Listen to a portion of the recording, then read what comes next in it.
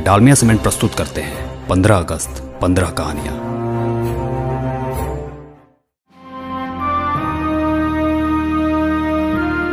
ये कहानी है एक महान क्रांतिकारी की, जिसने भारत की आजादी के लिए अपनी जान की बाजी लगा दी और मौत के नजदीक पहुंच गया पर जीवित रहा।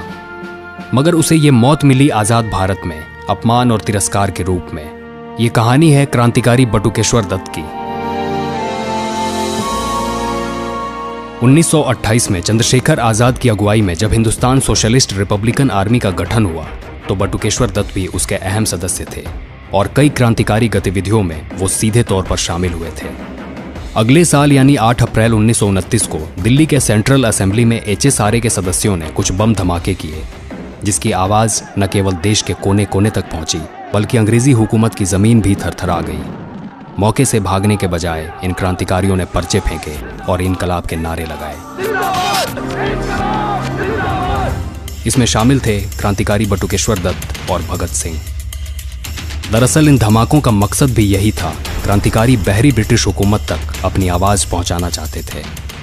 खैर, मामले की सुनवाई हुई और बटुकेश्वर दत्त को काला पानी जबकि भगत सिंह को एक अन्य मामले के साथ फांसी की सजा हुई।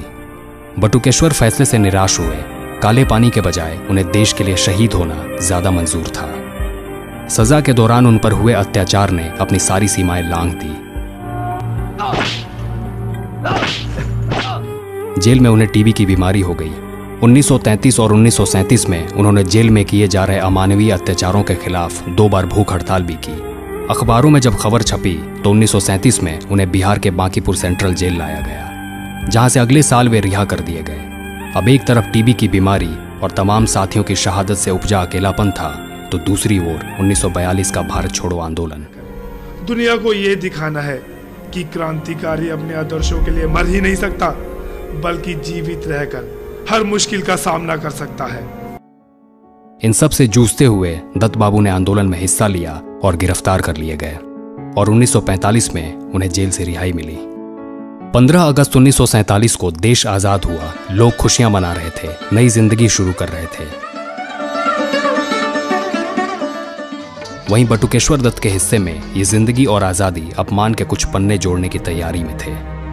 शादी के बाद जब घर चलाने की बारी आई तो आजाद भारत में इन्हें नौकरी मिली एक सिगरेट कंपनी में एजेंट की, जिसके लिए पटना की सड़कों पर इन्हें धूल फांकनी पड़ी।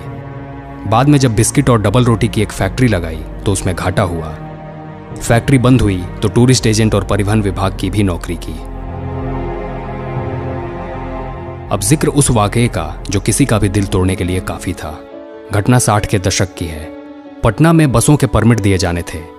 दत्त बाबू इस सिलसिले में अपने परिचय के साथ पटना के कमिश्नर से मिले तो कमिश्नर ने उनसे स्वाधीनता सेनानी होने का प्रमाण पत्र मांगा और बिना इसके उन्हें स्वाधीनता सेनानी मानने से इनकार कर दिया।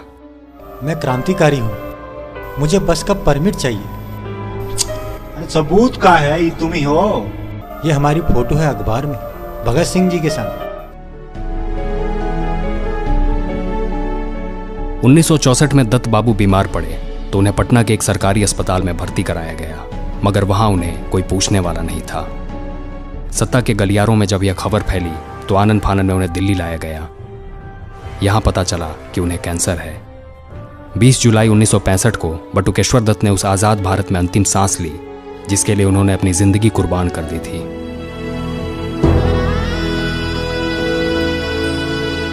मगर आजाद भारत इस बात पर हमेशा शर्मिंदा होता रहेगा कि जब बटुकेश्वर दत्त से उनकी अंतिम इच्छा पूछी गई तो उन्होंने अपने मित्र भगत सिंह की समाधि के बगल में मात्र 2 गज जमीन मांगी।